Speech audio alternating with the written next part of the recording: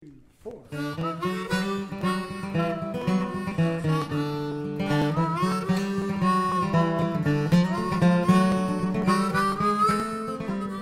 Welcome to W&L Sports Weekly. I'm your host, Jeremy Franklin. This week, we'll speak with field hockey captain Emmy Mathews and volleyball coach Bryan Snyder. But first, here's a look back at last weekend in W&L Sports. First-year Hayden White won the championship singles title at the ITA Division III South-Southeast Region Men's Tennis Tournament at Mary Washington. He will now advance to the ITA National Small College Championships from October 15th through 18th in Mobile, Alabama. Senior Sally Armstrong became Washington & Lee's all-time leader in goals and points as the field hockey team split a pair of matches over the weekend. Armstrong scored her 43rd career goal in a 4-1 win over Limestone on Friday at the W&L Turf Field. On Sunday at Mary Washington, she notched a goal and an assist to move to 108 career points, but the Generals fell 3-2. Armstrong surpassed Jane Beal, class of 2005, to earn both scoring marks. Women's cross country won the Royals Invitational at Eastern Mennonite. First years Lauren Schultz, Molly Ortiz, and Louisa Phillips, and senior Dorothy Todd all finished in the top 5. Washington & Lee placed 8th of 10 teams in a Division I laden field at the George Mason Men's Cross Country Invitational in Centerville. First year Harrison Tucker was the top finisher for the Generals, placing 60th overall. The women's soccer team continued its unblemished conference season with a pair of shutout wins. Senior Roz Klon and sophomore Ann Massich scored goals, and sophomore Emily Leary made 4 saves in a 2-0 victory at Randolph-Macon on Saturday. The Generals returned home to trounce Randolph College 9-0 on Sunday, getting 2 goals apiece from Massich, sophomore Allie Espina, and first-year Katie Howard. In men's soccer, Washington & Lee picked up another ODAC point on the road, playing Randolph to a 1-1 draw in Lynchburg. First-year Dave Phillips scored his 3rd goal of the season, and junior Ben Bartlett made 5 saves in the match. A fourth-quarter rally for the football team fell short as the Generals lost 21-13 in their ODAC opener at Randolph-Macon. 2 late touchdown passes from sophomore quarterback Charlie Westfall weren't quite enough as Yellow Jacket receiver Earl Peoples set an ODAC record with 20 catches for 295 yards and 2 scores in the win.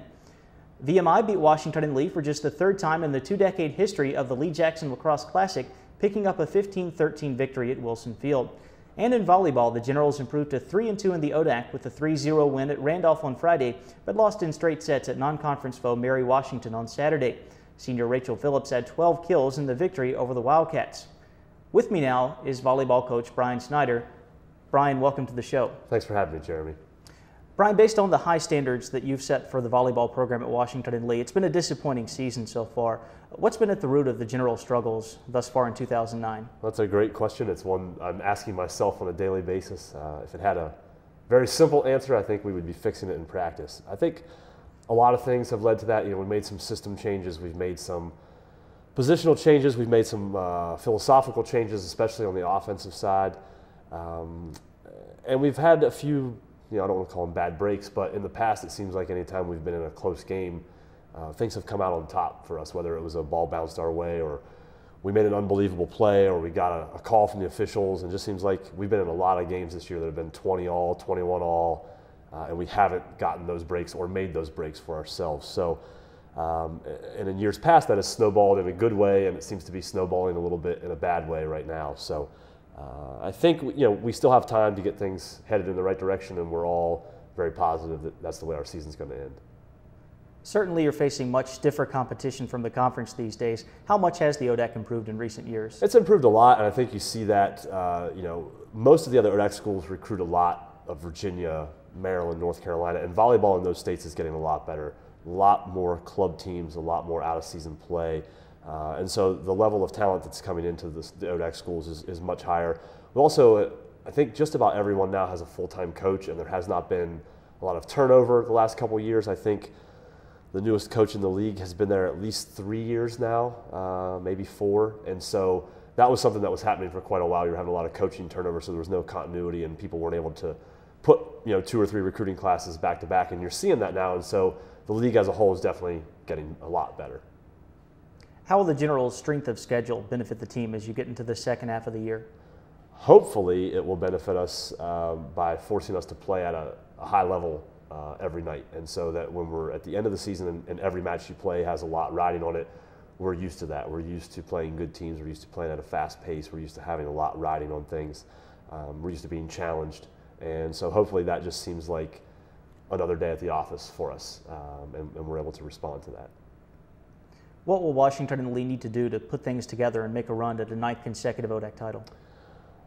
We need to side out better. That's one thing specifically that we've been working on a lot. We're not siding out at a very high percentage right now. Some of that is due to passing, some of that's due to setting, some of that is due to hitting. I think we're struggling a little bit more on offense right now than we are on defense, so we need to figure out a way to score points and end rallies quickly. We're getting into a lot of long rallies with teams, and we're doing a good job with our block and our defense and creating long rallies, but we're not able to ultimately win the point. And volleyball's a lot different than most other sports. We don't play with a clock or a time limit. It's first to 25 points. So each point very important, and we've got to find a way to score those points and win those long rallies.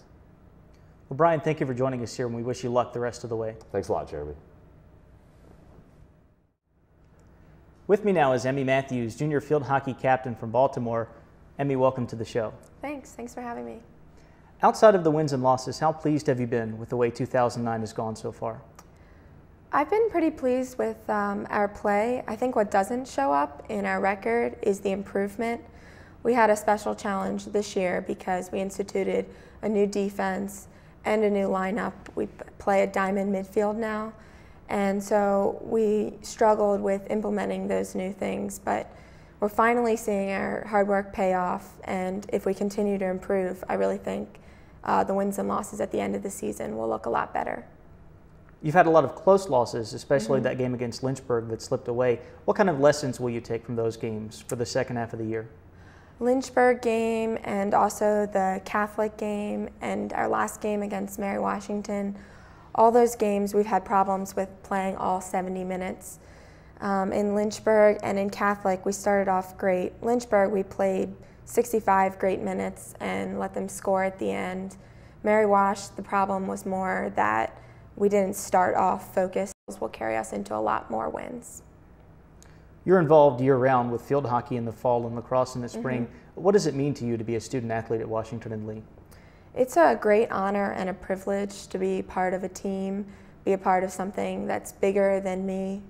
And also, the challenge that I get in the classroom is completely different from the challenge on the sports field.